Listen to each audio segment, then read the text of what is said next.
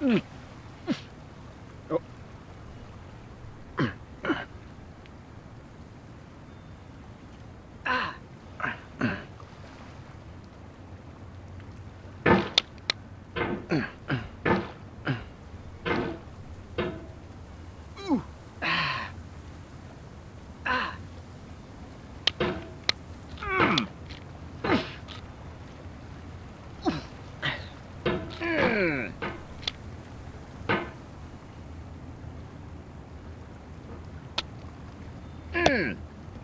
There's no feeling more intense than starting over. If you deleted your homework the day before it was due, as I have, or if you left your wallet at home and you have to go back after spending an hour in the commute.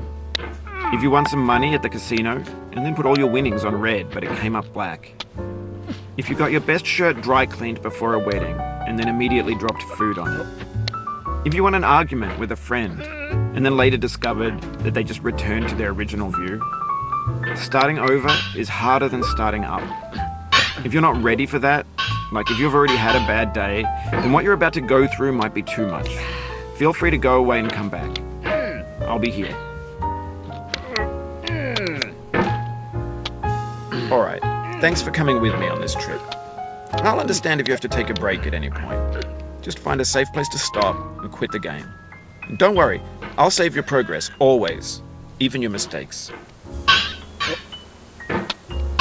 This game is a homage to a free game that came out in 2002, titled Sexy Hiking. The author of that game was Jazuo, a mysterious Czech designer who was known at the time as the father of B games.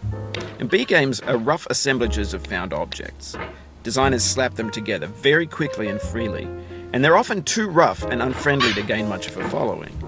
They're built more for the joy of building them than as polished products. In a certain way, Sexy Hiking is the perfect embodiment of a B game. It's built almost entirely out of found and recycled parts, and it's one of the most unusual and unfriendly games of its time. In it, your task is simply to drag yourself up a mountain with a hammer. And that act of climbing, in the digital world or in real life, has certain essential properties that give the game its flavor. No amount of forward progress is guaranteed. Some cliffs are too sheer or too slippery. And the player is constantly, unremittingly in danger of falling and losing everything. Anyway, when you start Sexy Hiking, you're standing next to this dead tree that blocks the way to the entire rest of the game. It might take you an hour to get over that tree, and a lot of people never got past it. You prod and you poke at it, exploring the limits of your reach and your strength, trying to find a way up and over. And there's a sense of truth in that lack of compromise. Most obstacles in video game worlds are fake.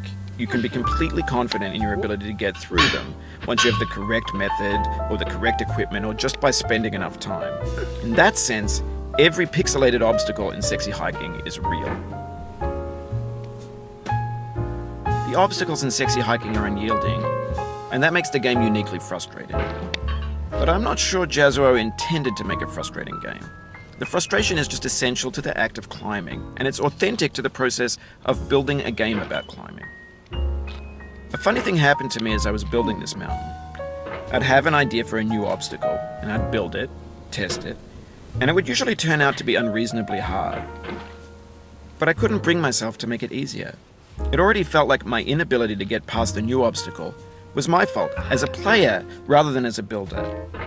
Imaginary mountains build themselves from our efforts to climb them, and it's our repeated attempts to reach the summit that turns those mountains into something real. When you're building a video game world, you're building with ideas. Playing with them, they begin to harden and set until they're immutable, like rock. And at that point, you can't change the world, not without breaking it into pieces and starting fresh with new ideas.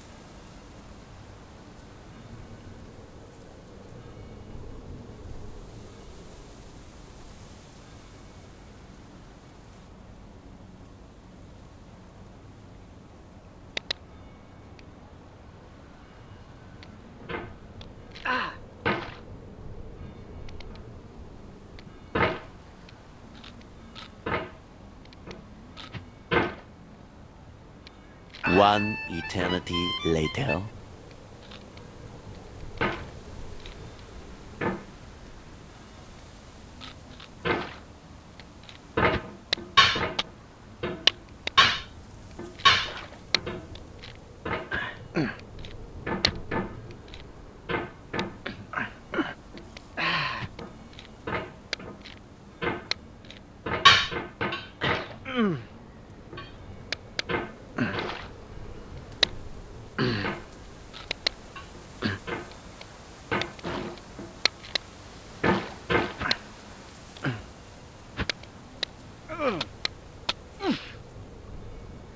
Oh, you just lost a lot of progress. That's a deep frustration, a real punch in the gut.